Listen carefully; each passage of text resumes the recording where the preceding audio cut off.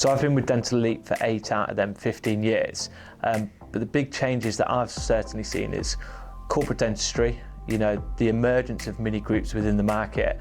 Obviously we had private equity interest come into the market, which has further expanded the market. But one thing that has remained pretty steady is independent buyers, and them independent buyers still representing 70% or 80% of all individual transactions that we do and the market. So, whilst there is corporate activity and more micro groups, what we can't move away from is really the market still. And I think for the next 15 years, will still be fueled by independent purchasers looking to acquire an asset for a long-term hold and for them to work clinically. Other key shifts are obviously moving away from turnover as a metric for valuation and moving to profitability on both associate-led EBITDA and fair maintainable trade was a big shift. And just how people analyse and look at businesses as opposed to 10 or 15 years ago has massively changed.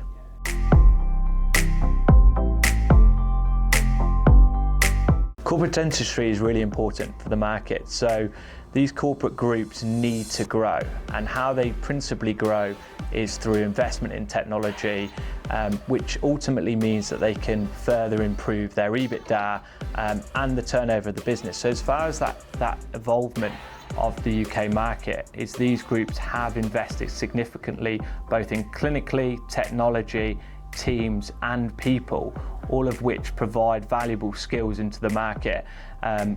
So big part to play, but again, just referring back to the independents, let's not forget the independent practices, which equally have led to this market evolving and the market that it is today.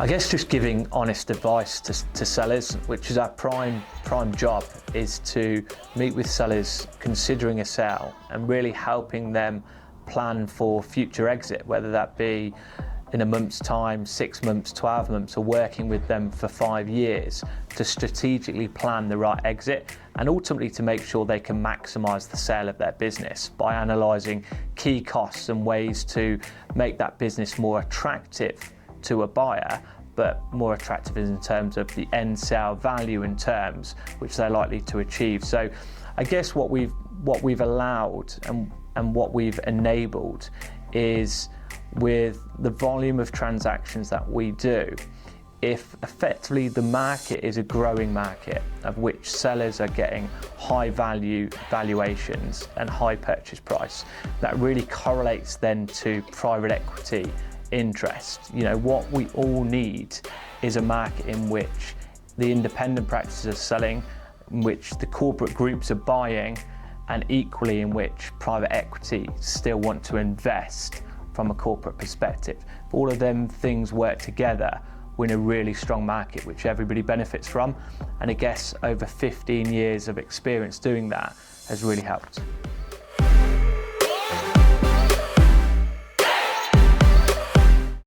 Different in the market, I guess it's the people that we've got. We're spearheaded by a great leadership team of Luke, Paul, Sue and I, but then also we have different departments within the business. So we have a finance team, we have a sales progression team, we have a CQC team who deal with transactions for not only us, but for independents now that are looking for CQC advice, which has been running for over 8 years and has phenomenal success. But it is the people within the business. Still being privately owned really is testament to, I guess, the investment that the owners have made into the business, and their involvement on a daily basis is where we are today, which is a market leader in the industry.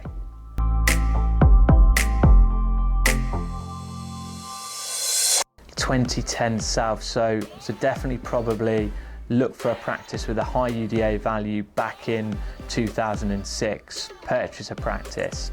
That's unlikely. I don't think I have the skills or to be a dentist, but certainly invest early doors, whether that be in a dental practice or another business.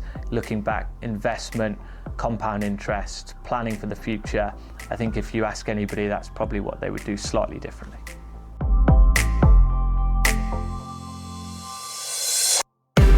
So dentistry is all going to be about technology and advancement in technology, whether that be clinically or AI, for example. So it's in terms of the market, I think the market will shift more to technology, which it needs to in order to treat a growing and aging population. That's certainly a must, and we need to take note of advancements in the US and try and bring that technology over. As far as Dental Elite, we specialise solely in dental practice sales, and I think we're going to continue to do that moving forward. So I don't necessarily think there will be a change to what we do, although we will need to adapt as the market adapts and make sure that we're up to date in all areas of the market to ensure that we're offering the right advice. So keeping up to date with market knowledge, market trends, private equity interest, where the next buyer is, who the next corporate group is. This is an evolution. The market will continue to move forward, and we all need to move forward with it. So I think we'll be doing the same.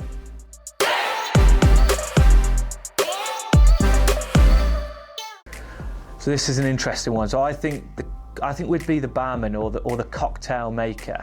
The person, almost like first dates. When the guy goes in, he sits down, he sees the cocktail man, asks him for a drink, they get talking. I think we'd be the person that engages in conversation, light-hearted joke to maybe break the ice a little bit, hopefully an intelligent conversation, but really it's going to deliver a punch, going to deliver a great drink, and hopefully be memorable, and somebody that you want to go back to, talk, and then go away and enjoy your evening or your date.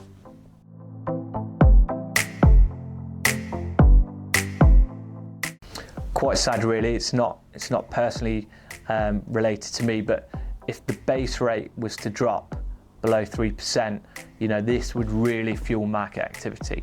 Now, we don't expect that to be anytime soon, which is why it is a wish. Hopefully it will happen in the next 24 months, but certainly that would drive activity, which is what we all need. It will drive competition, which fuels multiples, which means that sellers can exit at a higher value.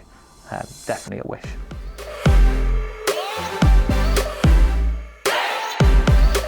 So I started 8 years ago as a practice valuer. I then moved to senior valuer, associate director, and now director of practice sales.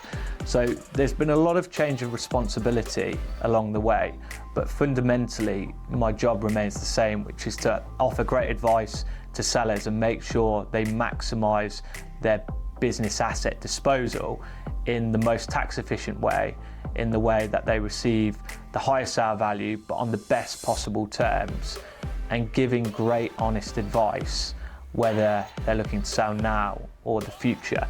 So I think although the role has changed in terms of responsibility, looking after people and looking after some of the bigger transactions, fundamentally the role itself remains the same. Good advice offered to dentists and hopefully getting the right outcome for them.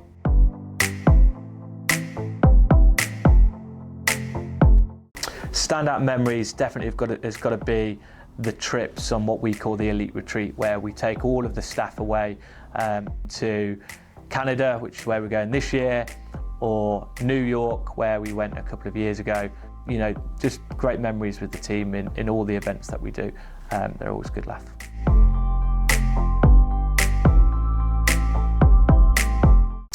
Funny moments. So at a Christmas party where we were on the bumper cars, I somehow managed to be flung out of the bumper car in front of everybody.